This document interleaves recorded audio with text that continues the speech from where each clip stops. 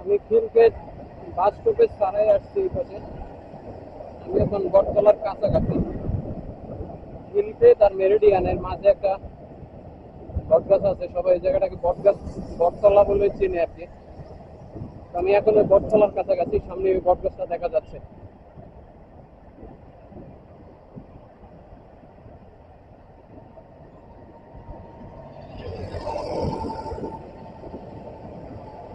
আজকে রাস্তাটা খুব ভালো লাগতেছে, রাস্তা জ্যাম নাই তো, কিন্তু ওই পাশটাতে এখনো জ্যাম আছে। গতকালকের মতো জ্যাম শুরু হচ্ছে ওই পাশে।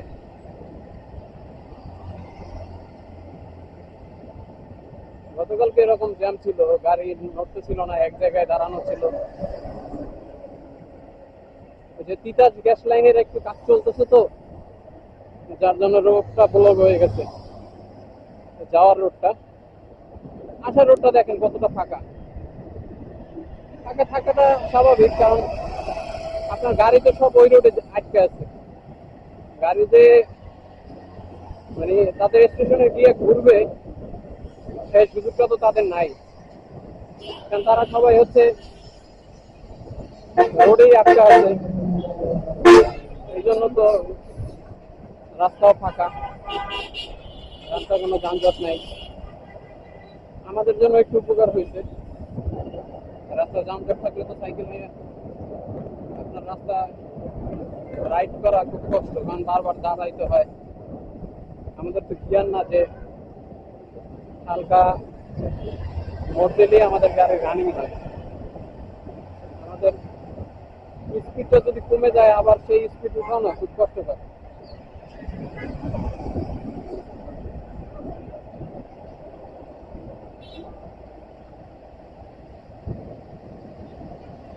এটা হচ্ছে তারপরে খুব কাছাকাছি চলে আসছে। আমি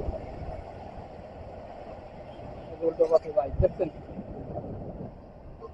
এটাও এয়ারপোর্টের একটা গেট, যেখানে দেওয়া আছে রক্ষণাবেক্ষণ ভবন, পদ্মা অয়েল, হজরত হজরত শাহজালাল আন্তর্জাতিক বিমানবন্দর, টার্মিনাল 3, টঙ্গী পূর্বাচল। টঙ্গী যদি যান তাহলে সোজা যেতে হবে, পূর্বাচল হলে সামনে গিয়ে ইউটার্ন নিতে হবে। সামনে একটা সাইকেল সাইকেল রাইড করতেছে, উনিও ভিডিও বানায়। আমার মাথা যে হেলমেটে হচ্ছে মোবাইল মাউন্ট লাগানো আছে, কিন্তু মোবাইল নেই।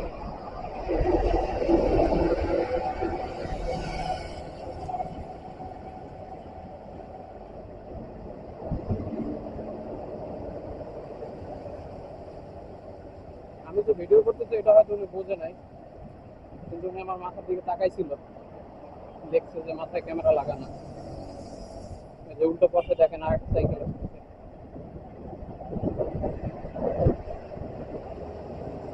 এরকম উল্টো পথে যানবাহনের জন্যই কিন্তু বেশি সমস্যা হয়। তাছাড়া এটা হচ্ছে highway road, Dhaka Mymensingh highway. এই হাইওয়েতে যদি উল্টো পথে কোনো সাইকেল বা মোটর সাইকেল আসে বা যে কোনো যানবাহন আসে, তখন কিন্তু একটু মানে ঝামেলা হওয়ার সম্ভাবনা বেশি থাকে।